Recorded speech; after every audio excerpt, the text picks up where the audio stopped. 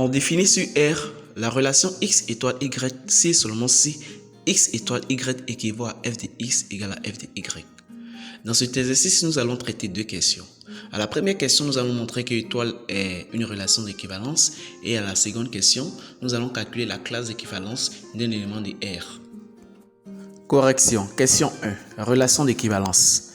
La méthodologie pour montrer qu'une relation est une relation d'équivalence est en 3 étapes. À la première étape, je montre que la relation est réflexive. À la deuxième étape, je montre que la relation est symétrique. Et à la troisième étape, je montre que la relation est transitive. Étape 1. Montrons que étoile est une relation réflexive. Tout d'abord, on choisit un élément dans R, soit x appartenant à R, puisque c'est dans R nous travaillons. À la deuxième étape, on pose la condition x en relation avec x, c'est-à-dire x étoile x. Ensuite, nous vérifions cette condition. On sait que d'après l'énoncé, x étoile y équivaut à f de x égale à f de y. Donc, si on respecte l'ordre premier, deuxième, premier étoile deuxième équivaut à f de premier égale à f de deuxième. Rouge étoile bleu équivaut à f de rouge égale à f de bleu. Donc, en appliquant ce principe à x étoile x, x représente le premier élément, x représente le deuxième élément. Donc, ça fait x étoile x serait égal à f de x égale à f de x. Or, nous savons que f de x est toujours égal à f de x. Par conséquent, étoile est une relation réflexive. Étape 2. Montrons que étoile est une relation symétrique. Pour montrer que étoile est une relation symétrique, on prend deux éléments dans l'ensemble dans lequel nous travaillons, soit x, y appartenant à R. Ensuite, on pose la condition étoile est une relation symétrique si seulement si x étoile y équivaut à y étoile x. Après, nous vérifions. Avec f de x égale à f de y, on trouve f de y égale à f de x. Parce que si a égale à b, cela équivaut à b égale à a. Donc si f de x égale à f de y, cela équivaut à f de y égale à f de x. Donc, la relation x en relation avec y équivaut à f de y égale à f de x, puisqu'on sait que f de x aussi égale à f de y. Or, y étoile x équivaut à f de y égale à f de x, ce qui correspond à la forme précédente que nous venons de trouver. Par conséquent, x en relation avec y équivaut à y en relation avec x. Donc, R est une relation symétrique.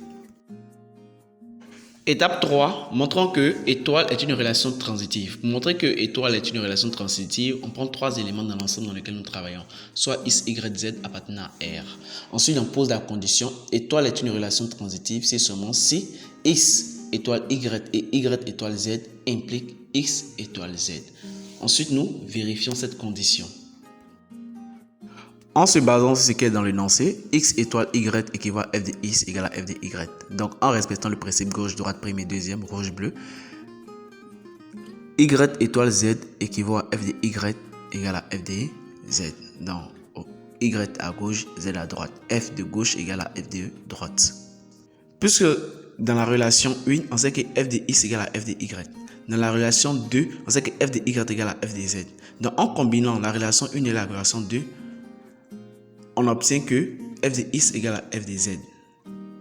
Or, x en relation avec z en respectant le principe, cela équivaut à f de x égale à f de z.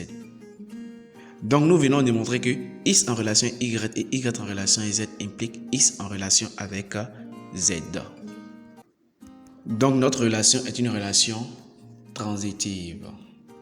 Puisque notre relation est à la fois réflexive, transitive et symétrique, on en conclut que c'est une relation d'équivalence. À présent, passons à la deuxième question. À la deuxième question, on nous demande de déterminer la classe d'équivalence de x. La méthodologie en deux étapes. Première étape, on donne la formule et deuxième étape, on détermine la classe. Donc, la classe d'équivalence de x revient à la relation x en relation avec y. Donc, on va partir de la relation x en relation avec y qui est donnée dans l'énoncé et nous allons à la deuxième étape exprimer y en fonction de x. Pour traiter la deuxième question, l'énoncé a donné l'expression de f de x. F de x égale à x carré moins x plus 2. En s'inspirant de cette expression, nous donnons l'expression ici de f de y. Donc, on remplace partout ça x par y. Donc, f de y égale à y carré moins y plus 2. Donc, la relation x en relation avec y qui était équivaut à f de x égale à f de y revient à x carré moins x plus 2 égale à y carré moins y plus 2. À présent, nous cherchons à résoudre l'équation qui en ressort. On fait passer tous les membres de droite à gauche. Ensuite, on remarque la forme x carré moins y carré. On sait que x carré moins y carré, ça fait x moins y, facteur de x plus y. Donc, en remplaçant x carré moins y carré par sa forme factorisée, on obtient la relation x moins y facteur de x plus y moins x plus y égale à 0. Ensuite, nous factorisons toute la relation par x moins y. On obtient x moins y facteur de x plus y moins 1. Ensuite, nous arrangeons les éléments dans le crochet. Il devient x moins y facteur de x plus y moins 1. Puisque c'est une multiplication, on va poser chaque facteur égal à 0. Donc, x moins y égale à 0 ou x plus y moins 1 égale à 0, ce qui équivaut à y égale à x ou y égale à moins x plus 1. La classe d'équivalence de x est donc x et moins x plus 1.